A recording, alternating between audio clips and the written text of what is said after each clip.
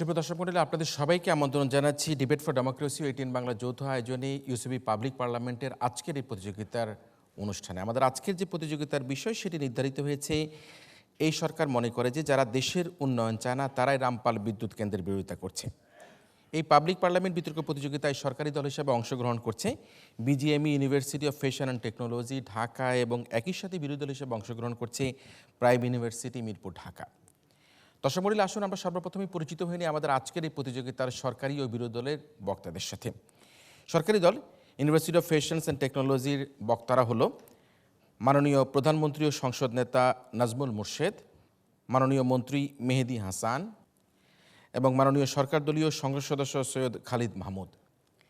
অন্যদিকে প্রাইম ইউনিভার্সিটির বক্তারা হলো মাননীয় বিরোধী দলীয় নেতা নিশাত আরা করিম, মাননীয় বিরোধী দলীয় উপনেতা জোবায়েতুল ইসলাম জাবের এবং মাননীয় বিরোধী দলীয় সংসদ সদস্য নুজহাত ফায়েজা আবিদা।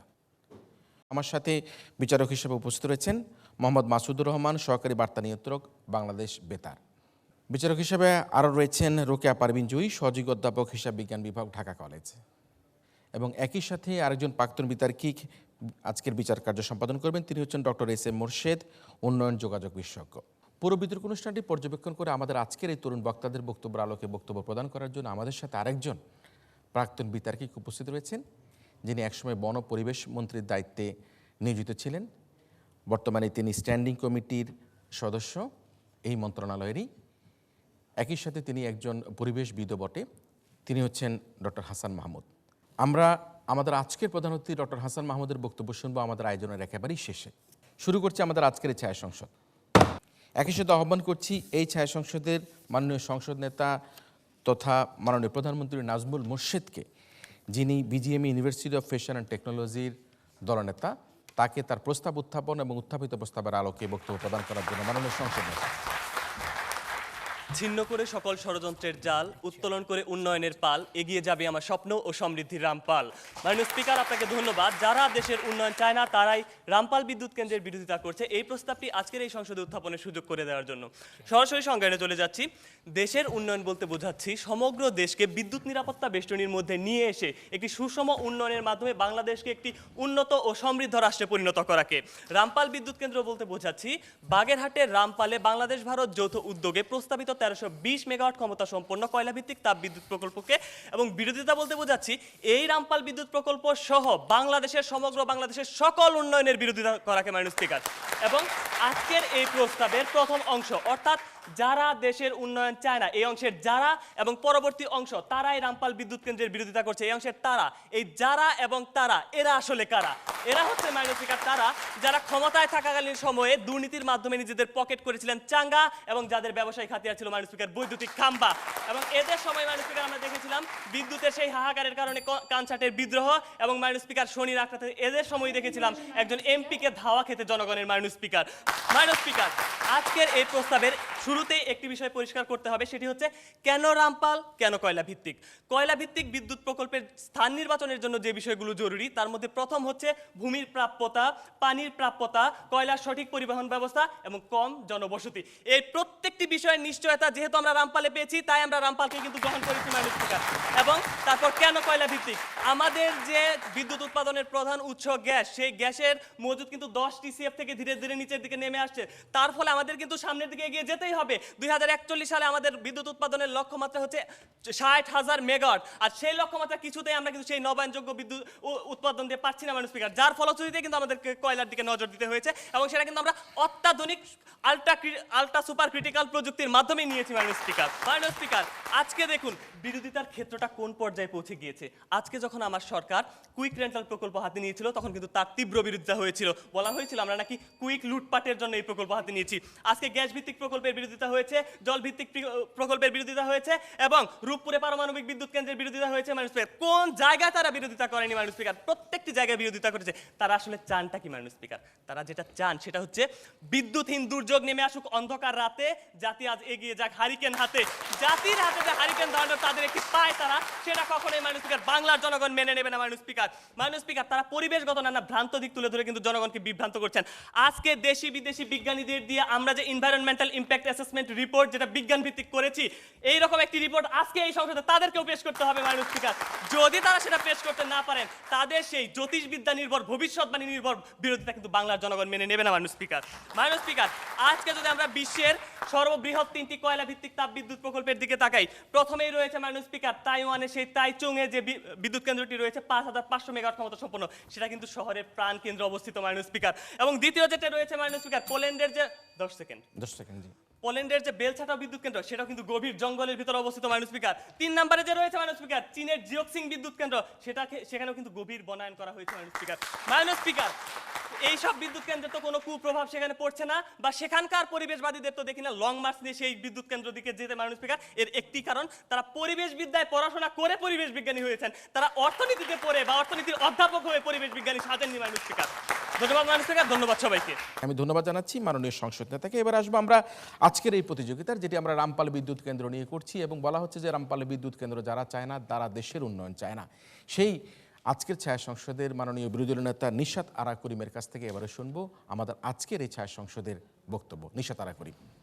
বোকা জেনে ধোকা দিয়ে হাবা জনগণকে, কেড়ে তুই খেতে চাস সুন্দরবনকে, চিংড়ির ঘের করে খেয়েছিলি অল্প, পুরোটাই খাবি তাই নতুন প্রকল্প, নাড়ছে কে কলকাঠি হোতাটাকে জানি না, রামপাল বিদ্যুৎ প্রকল্প মানি না, এক্ষুনি বাতিল হোক এই হীন চুক্তি, ধ্বংসের উৎসবে নেই কোনো যুক্তি, ম্যানগ্রোভ এই বন প্রকৃতির অংশ, সুন্দরবনটাকে করে দিতে ধ্বংস, কেড়ে তুই করেছিস হীনচক্রান্ত।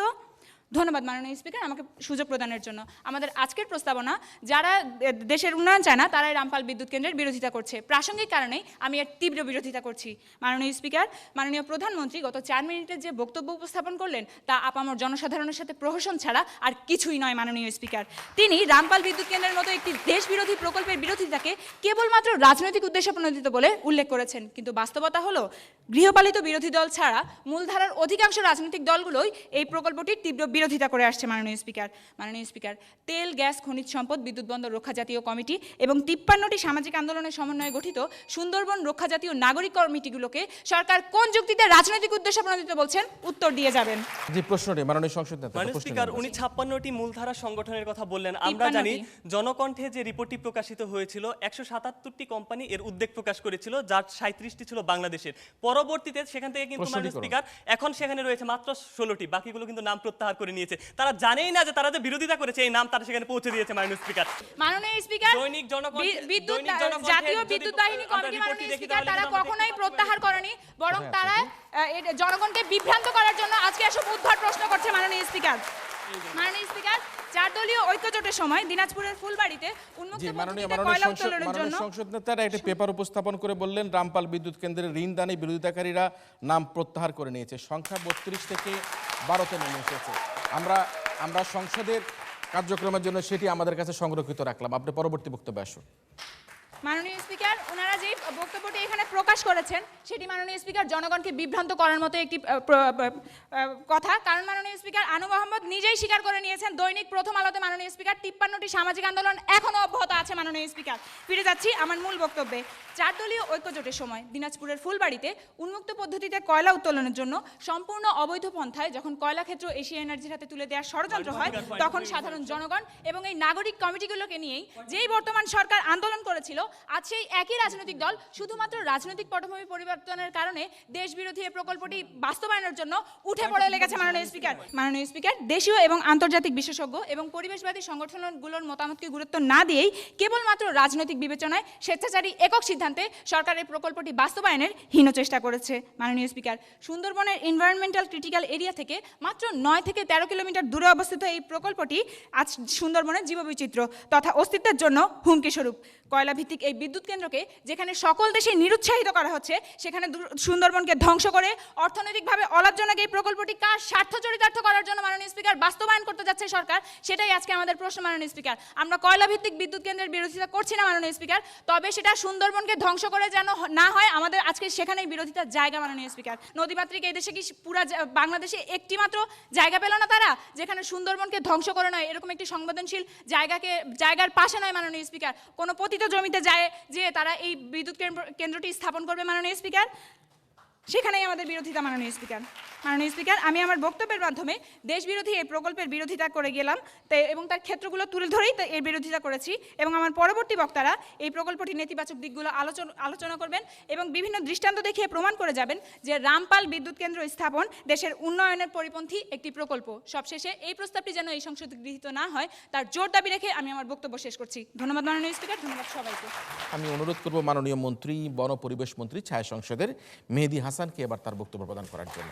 মাননীয় স্পিকার, আজকে বিরোধী দলের নেত্রী অনেক কবিতা শুনিয়েছেন মাননীয় স্পিকার, সেই কবিতার উত্তর একটু দিতে চাই মাননীয় স্পিকার। মাননীয় স্পিকার, আজকে দেখুন সংবিধানের 18 ক ধারায় পরিবেশ ও জীববৈচিত্র্য সংরক্ষণ ও উন্নয়ন এবং রূপকল্প 2021 এবং 41কে সামনে রেখেই এবং তা বাস্তবায়ন করার জন্যই কিন্তু মাননীয় স্পিকার আমরা সেই রামপালে বিদ্যুৎ কেন্দ্র স্থাপন করার যে পরিকল্পনা সেটা গ্রহণ করেছিলাম মাননীয় স্পিকার। কিন্তু ওই যে কথায় আছে, উন্নয়নের সারথি হতে চান না যারা, সুন্দরবনকে পুঁজি করে দক্ষিণবঙ্গের উন্নয়ন যাওয়ার থামাতে চায় তারা। মাননীয় স্পিকার, একটু লক্ষ্য করুন, যেখানে 1841 সালে সুন্দরবনের আয়তন ছিল 9280 বর্গ কিলোমিটার, কিন্তু এই মুহূর্তে দাঁড়িয়ে আমাকে বলতে হচ্ছে সেটি মাত্র 6000 বর্গ কিলোমিটার। 2004 সালে যেখানে বাঘের সংখ্যা ছিল 421, সেখানে এখন বর্তমানে 101 মাননীয় স্পিকার। গত 150 বছরে আমার সুন্দরবনের আয়তন কমেছে 35% মাননীয় স্পিকার। মাননীয় স্পিকার, এখন বিরোধী দলের কাছে আমার প্রশ্ন, ওইখানে কি এতদিন কোনো ধরনের বিদ্যুৎ প্রকল্প ছিল না মাননীয় স্পিকার? কোনো বিদ্যুৎ প্রকল্প সেখানে ছিল না। তাহলে মাননীয় স্পিকার, আজকে ওই সুন্দরবনের এই বেহাল দশার কারণ কি মাননীয় স্পিকার? কারণ ওই অঞ্চলের মানুষের ক্ষুধা, দারিদ্রতা এবং বেকারত্ব মাননীয় স্পিকার। মাননীয় স্পিকার, এই যে সুন্দরবনের এই অবস্থা আর চলতে দেওয়া যায় না, চলতে দেওয়া হবে না মাননীয় স্পিকার। এজন্য ওই অঞ্চলের মানুষের সম্মানজনক কর্মসংস্থানের ব্যবস্থা করতে হবে।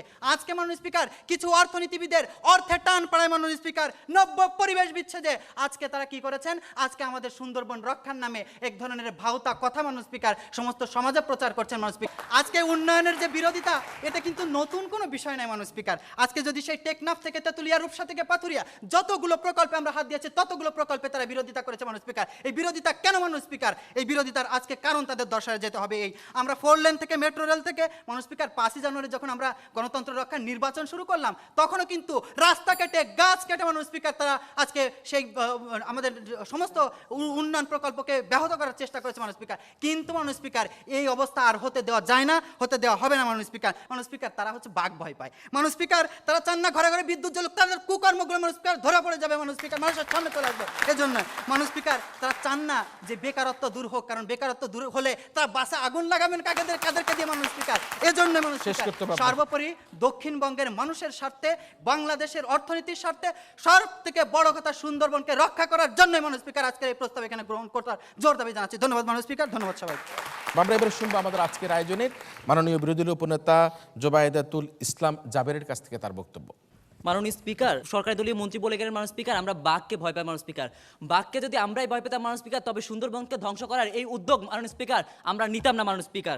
মাননীয় স্পিকার, আপনারা নিয়েছেন সুন্দরবনকে ধ্বংস করার উদ্যোগ, বাঘকে আপনারাই ভয় পান মাননীয় স্পিকার। আমাদের প্রধানমন্ত্রী তাইচং বিদ্যুৎ কেন্দ্রের উদাহরণ দেখিয়ে গিয়েছেন ছবি দেখে মাননীয় স্পিকার। তাইচং বিদ্যুৎ কেন্দ্রের দক্ষিণ অঞ্চলের বায়ু এত দূষণ বেড়েছে মাননীয় স্পিকার, সেখানকার আন্দোলনের প্রেক্ষিতে তারা তাইচং বিদ্যুৎ কেন্দ্রের উৎপাদন কমিয়ে আনতে বাধ্য হয়েছে মাননীয় স্পিকার।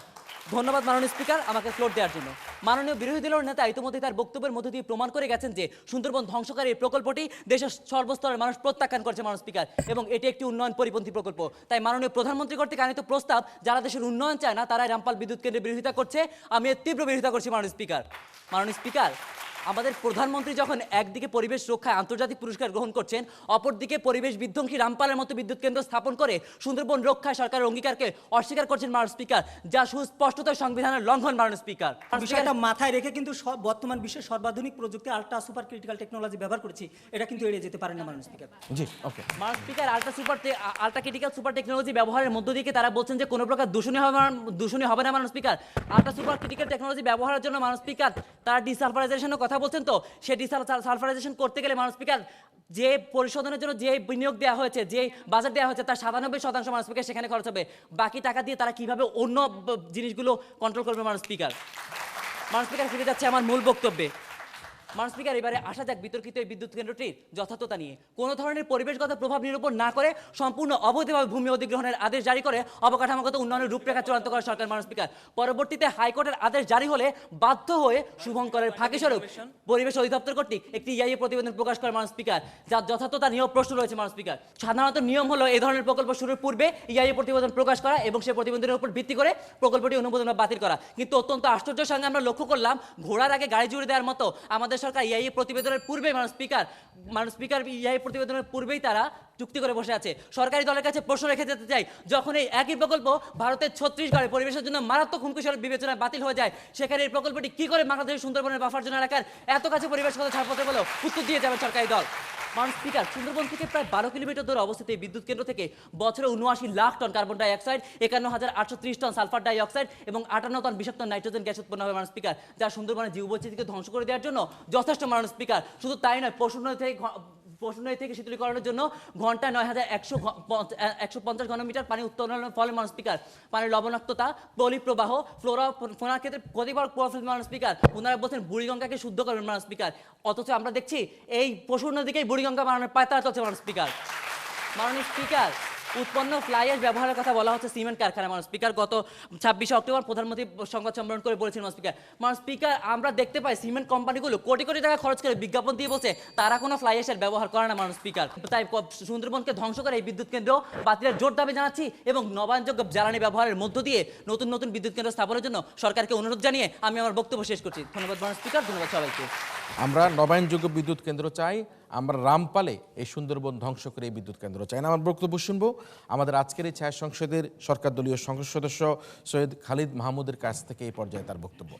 মাননীয় স্পিকার, আমাদের সরকার উন্নত এবং সমৃদ্ধিশীল বাংলাদেশ গড়ে তোলার জন্য নিরলসভাবে কাজ করে যাচ্ছে। উন্নত এবং সমৃদ্ধিশীল বাংলাদেশ গড়ে তোলার জন্য আমাদের জ্বালানি এবং বিদ্যুৎ নিরাপত্তার নিশ্চয়তার কোনো বিকল্প নেই মাননীয় স্পিকার। তার জন্য আমরা বিদ্যুতের লক্ষ্যমাত্রা নির্ধারণ করি 2021 সালের ভিতরে 24,000 মেগাওয়াট, 2030 সালে 40,000 মেগাওয়াট এবং 2041 সালে 60,000 মেগাওয়াট। মাননীয় স্পিকার, দেশের ক্রমবর্ধমান অর্থনীতি অগ্রযাত্রার সাথে আমার দক্ষিণবঙ্গের 4 কোটি মানুষকে আজকে সরাসরি সম্পৃক্ত করতে হলে, তাদেরকে বিদ্যুৎ এবং জ্বালানি নিরাপত্তার বেষ্টনীর আওতায় আনতে হলে আমাদেরকে আজকে রামপাল বিদ্যুৎ প্রকল্প হাতে নেওয়ার কোনো বিকল্প নেই মাননীয় স্পিকার।